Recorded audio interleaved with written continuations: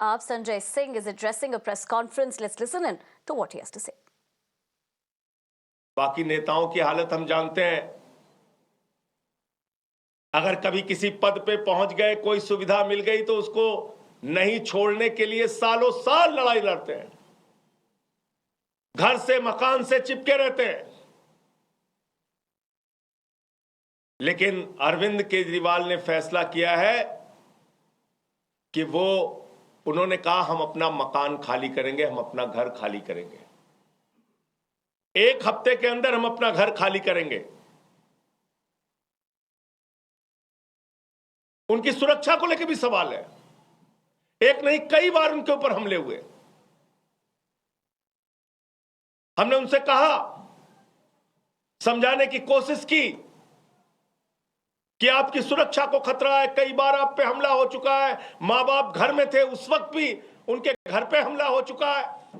Bharatiya Janata party के लोगों ने हमला किया है।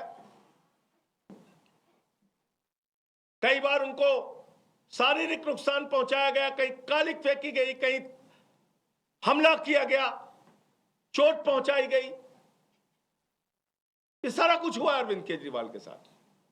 उनके बूढ़े मां बाप हैं, उनकी पत्नी है, उनके बच्चे हैं। उनकी सुरक्षा को लेकर हम सब चिंतित हैं। हमने समझाने की कोशिश की कि ये घर सिर्फ मुख्यमंत्री के तौर पे ही नहीं बल्कि आपकी सुरक्षा की दृष्टि से भी जरूरी है। लेकिन उन्होंने तय किया कि हमारी रक्षा भगवान करेगा, ईश्वर करेगा। मैं 6 महीने जेल में रहा, खूंखार अपराधियों के बीच में रहा, लेकिन बावजूद इसके ईश्वर ने मेरी रक्षा की। ईश्वर ही मेरी रक्षा करेगा, मुझे घर की कोई चिंता नहीं। तो उन्होंने घर छोड़ने का फैसला किया। घर छोड़ के लोगों के बीच में रहेंगे, आम लोगों के बीच में रहेंगे। अभी तय नहीं है कहां रहेंगे, लेकिन आप सबके प्यार से, आशीर्वाद से कोई ना कोई ठिकाना तय होगा जहां पर वो रहेंगे। लेकिन सवाल आज अरविंद केजरीवाल मात्र का नहीं है। सवाल है दिल्ली की 2 करोड़ जनता का। अरविंद केजरीवाल के साथ तो जो बीजेपी वाले कर रहे हैं वो आप देख रहे हैं, खुली आंखों से देख रहे हैं। झूठे भ्रष्टाचार के आरोप लगाए, जेल में उनको पकड़ के डाल दिया, उनके शिक्षा मंत्री को जेल में डाल दिया, स्वास्थ्य मंत्री को जेल में डाल दिया, पूरी पार्टी को तोड़ने की कोशिश की, आम आदमी पार्टी को खत्म करने की कोशिश की, अरविंद केजरीवाल की राजनीति को खत्म करने की कोशिश की। लेकिन आपके आशीर्वाद से अरविंद केजरीवाल ने अपने हौसले से उनकी इस राजनीति को जवाब देने का काम किया। अब समय आपका है, दिल्ली के लोगों का है, क्योंकि देश के प्रधानमंत्री तो खुलेआम कहते हैं मुफ्त की सुविधाएं बिल्कुल नहीं मिलनी चाहिए, बंद हो जानी चाहिए मुफ्त की सुविधाएं। आपको सोचना है, अरविंद केजरीवाल नहीं होगा तो दिल्ली का क्या होगा? अरविंद केजरीवाल नहीं होगा तो दिल्ली के लोगों का क्या होगा? जो बच्चों को मुफ्त शिक्षा मिलती है वो शिक्षा बंद हो जाएगी। 27 साल हो गए गुजरात के अंदर, एक भी स्कूल ऐसा नहीं बन पाया जिसमें प्रधानमंत्री अपनी फोटो खिंचवा सके और दिखा सके कि ये हमारा सरकारी स्कूल है। उनको टेंट का स्कूल गुजरात में, अहमदाबाद में चुनाव के दौरान बनवाना पड़ता है दिखाने के लिए। एक स्कूल नहीं बनवा पाए देश के प्रधानमंत्री 27 साल के शासन के बाद गुजरात के अंदर। पूरे देश में बताइए, भारतीय जनता पार्टी शासित राज्यों में जो स्कूल अरविंद केजरीवाल ने बनवाया, ऐसा एक स्कूल किसी राज्य में बनाओ। बच्चों के लिए मुफ्त शिक्षा की सुविधा, मोहल्ला क्लिनिक की सुविधा, जहां फ्री दवा, free test, free ultrasound, free इलाज, ये बंद हो जाएगा। ये मोहल्ला क्लिनिक बंद कर देगी बीजेपी, ये मुफ्त की दवाएं बंद कर देगी, क्योंकि वो तो दिल्ली के लोगों को अपमानित करते हैं, कहते हैं मुफ्त खोर है, मुफ्त खोर है। याद रखना, आपको गालियां देते हैं ये। ये तो अरविंद केजरीवाल है जो लड़ लड़ के आपके लिए सुविधाएं लेके आते हैं। 9 दिन तक एलजी के घर पे धरने पर बैठ के कहते नहीं मोहल्ला क्लिनिक की फाइल पास करो। अरविंद केजरीवाल नहीं होंगे तो ये मोहल्ला क्लिनिक बंद होंगे। फ्री बिजली लोगों का सपना था। दिल्ली के अंदर चुनाव प्रचार में अरविंद केजरीवाल जी जाते थे, लोग हाथ पकड़ लेते थे, कहते थे हमारी झुग्गियों में हजारों का लाखों का बिल आया है केजरीवाल साहब। वो अरविंद केजरीवाल है जिन्होंने कहा गरीब के घर में रोशनी तो होनी चाहिए लेकिन उस रोशनी की कोई कीमत नहीं होनी चाहिए। फ्री बिजली किया। हिंदुस्तान की आजादी के बाद पहला मुख्यमंत्री जिसने फ्री में लोगों तक बिजली पहुंचाने का काम किया वो अरविंद केजरीवाल हैं। अगर जिस दिन अरविंद केजरीवाल नहीं होंगे, मुख्यमंत्री नहीं बनेंगे, तो ये फ्री बिजली की सुविधा भाजपा बंद कर देगी। फ्री पीने का साफ पानी, 24 घंटे फ्री बिजली, फ्री पानी, और इन सब के बावजूद मुनाफे का बजट दिल्ली को दिया।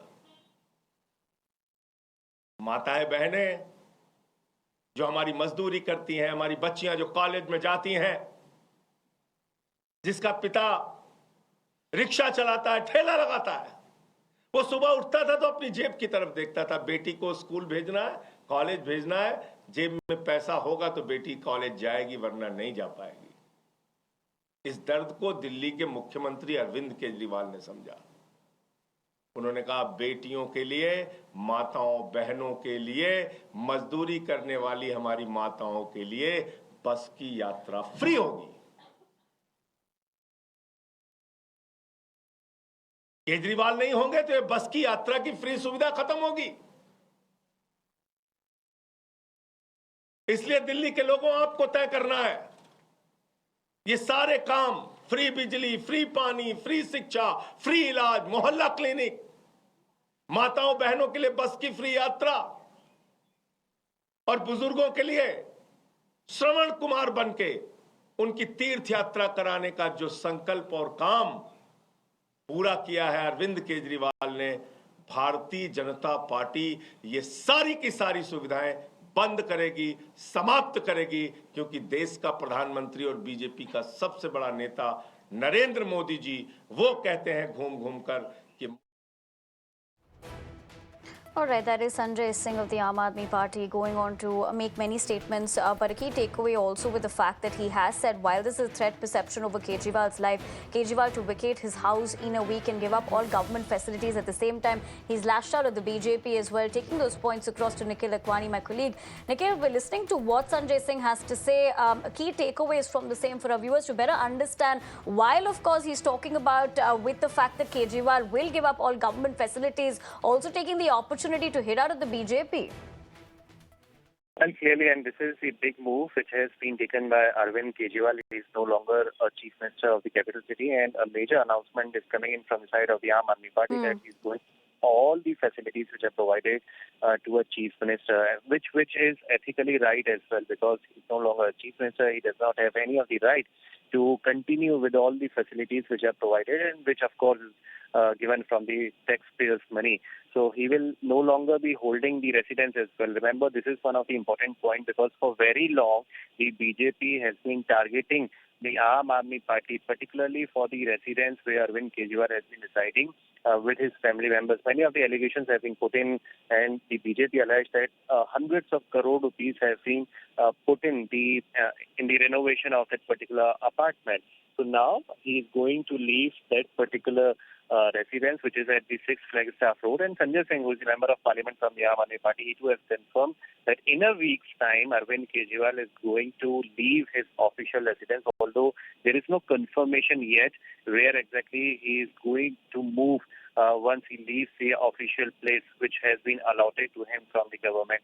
But this is the major Right, development. Nikhil. Also, other facilities as well will be left by Arvind Kejriwal. Back to you. Right.